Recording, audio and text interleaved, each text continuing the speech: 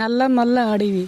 ఇది భారతదేశంలోని ఆంధ్రప్రదేశ్ యొక్క తూర్పు భాగంలో ఉన్న దట్టమైన మరియు శక్తివంతమైన అడవి.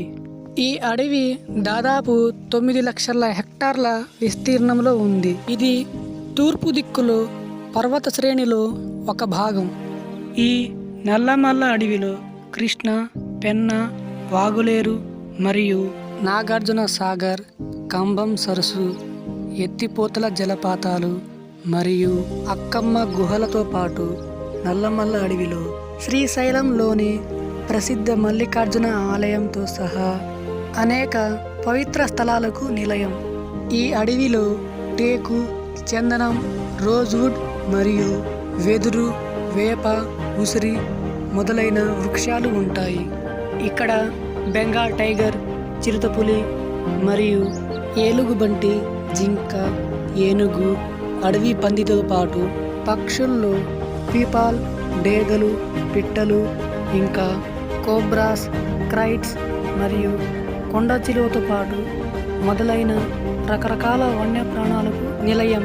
ఈ అడవిలో యానాది, చెంచు, సుగాలితో సహా అనేక ఆదివాసీ తెగలు నివసిస్తున్నాయి. ఇక మెయిన్ టాపిక్కు వస్తే నల్లమల్ల అడవిలో యురేనియం నిక్షేపాలకు ప్రసిద్ధి. ఈ అడవిలో యురేనియం, రాగి మరియు సున్నపు రాయితో ముఖ్య ఖనిజ వనరులు ఉన్నాయి. అసలు యురేనియం అంటే ఇది ఒక రేడియోధార్మిక మూలకం.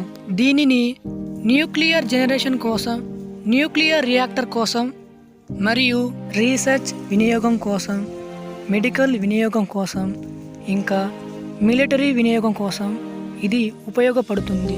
అయితే మనం 1970కి వెళ్తే AMD atomic minerals directorate exploration and research team Srisailam ప్రాంతంలో యురేనియం నిక్షేపాలను గుర్తించింది.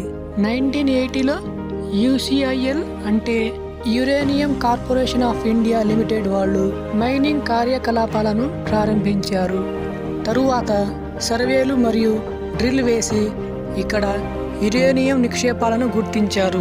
అయితే నల్లమల్ల అడవిలో ఒక అంచనా ప్రకారం శ్రీశైలంలో 45,000 టన్నులు, నాగార్జున సాగర్లో 15,000 టన్నులు, వెలికొండలో 10,000 టన్నులు లేదా అంతకంటే ఎక్కువ ఉండవచ్చు అని తెలిపారు.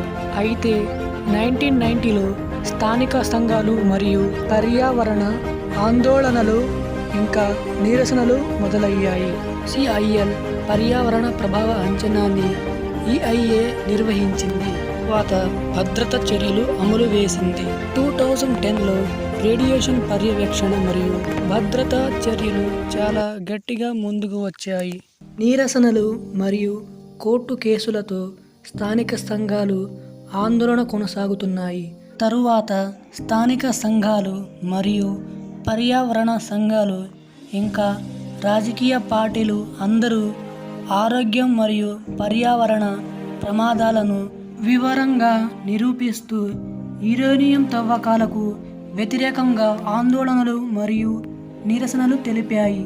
అయితే అక్కడ యురేనియం మైనింగ్ జరిగితే AMD మరియు UCIL భౌగోళిక సర్వేలు మరియు డ్రిల్లింగ్ నిర్వహిస్తారు.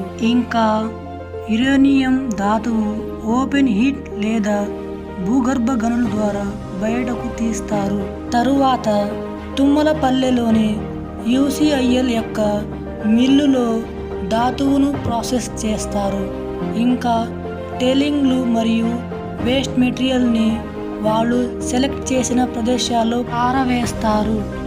దీనివల్ల పర్యావరణ ప్రభావం ఎలా ఉంటుంది అంటే స్థానిక సంఘాలు మరియు వన్యప్రాణులకు రేడియేషన్ బారిన పడతారు.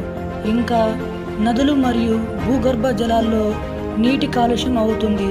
అక్కడ ఉన్న స్థానికులు వేరే ప్రదేశాలకు వెళ్ళవలసి వస్తుంది.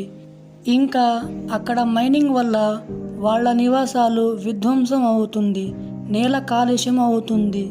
అయితే గవర్నమెంట్ వాళ్ళకి నివాసం ఏర్పాటు చేస్తామన్నా వాళ్ళు అంగీకరించలేదు. స్థానికులు ఇంకా ఆదివాసులు చాలా ఏళ్లుగా ఉన్నవాళ్ళు ఒక్కసారిగా ఇక్కడి నుంచి వెళ్ళమంటే ఎక్కడికి వెళతారు? ఎన్నో కాలం నుంచి ఈ అడవిలో ఉండేవారు. వాళ్ళు బయటకు వెళితే అక్కడ వాళ్ళకి జీవన ఉపాధి ఉండాలి. ఇంకా బయట ఉన్న సమాజంలో వాళ్ళు ఎలా అర్థం చేసుకొని బ్రతుకుతారు? ఇక మన టాపిక్లోకి వెళితే వన్యప్రాణులు రేడియేషన్ ద్వారా మరణిస్తాయి.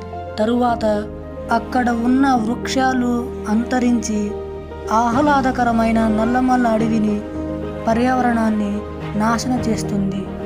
ఈ ప్రకృతిని మన ముందు తరాలకు ఒకప్పుడు ఎలాగ ఉందో అలాగే ఇద్దాం. Save Nallamala forest.